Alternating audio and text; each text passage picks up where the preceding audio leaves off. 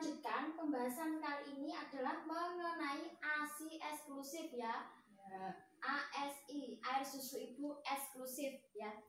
Oke, bisa diceritakan kelompok ASI, bisa diceritakan mengenai diskusinya tadi, obrolannya tadi tentang ASI, bagaimana, apakah ada kendala mengenai ASI menyusui?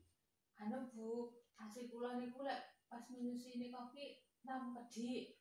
Oh, cuma sedikit ASI-nya. Terus apalagi Bu? Terus tidak keluar, ASI-nya tidak keluar ya, tidak keluar. Aduh, oh ya. Itu niku terus pundi Bu? Sarane. Ya, kita sama-sama belajar bersama di sini ya. Oke, terima kasih Bu atas jawabannya. Nah, kemudian saya akan memutarkan sebuah film tentang pentingnya ASI eksklusif. Pentingnya ASI, air susu ibu eksklusif. Yuk kita simak sama-sama filmnya. Tolong ya Bu, nanti ketika saya memutarkan film, tolong diperhatikan filmnya, dilihat, disimak baik-baik apakah isi dari film yang saya putarkan tersebut, yaitu mengenai pentingnya ASI eksklusif. Oke, yuk saya putarkan. Sudah jelas ya Bu? Sudah bisa dilihat? Oke.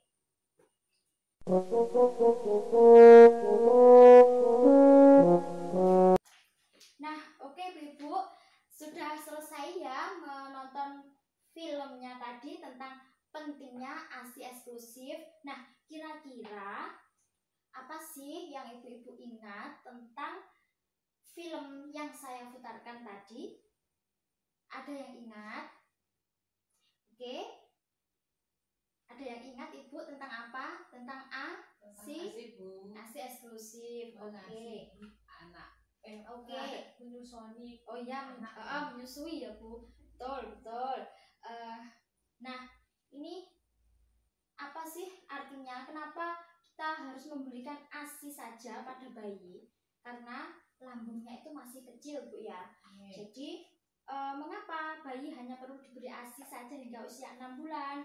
Karena bayi pada usia 1-2 hari itu lambungnya masih kecil. Kecil seberapa?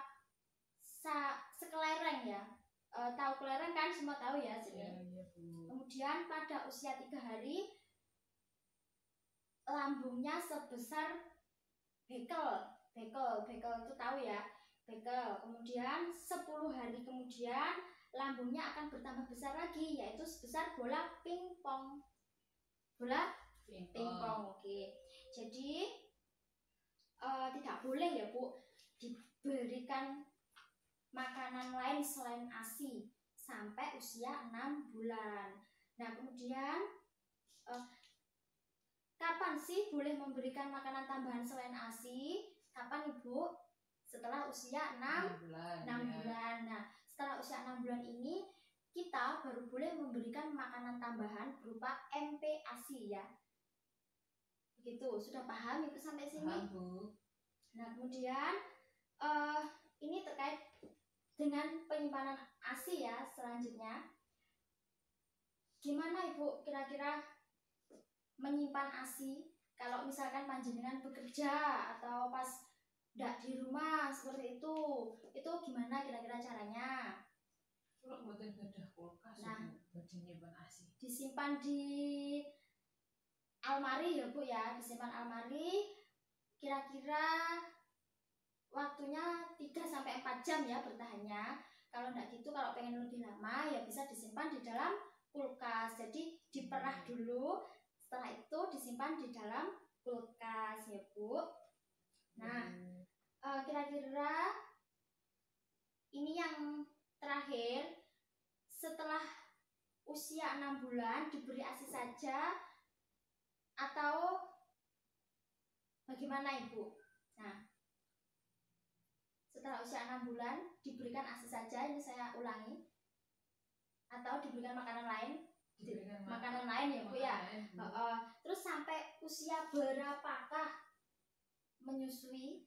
Sampai usia berapakah? Dari bayi sampai usia bayi 2 tahun. Oke, sini sudah paham ya cara penyimpanan ASI, terus sampai kapan diberikan ASI, seperti itu sudah paham ya. Sudah paham ya Ibu mengenai ASI ini, air susu ibu eksklusif. Sudah paham?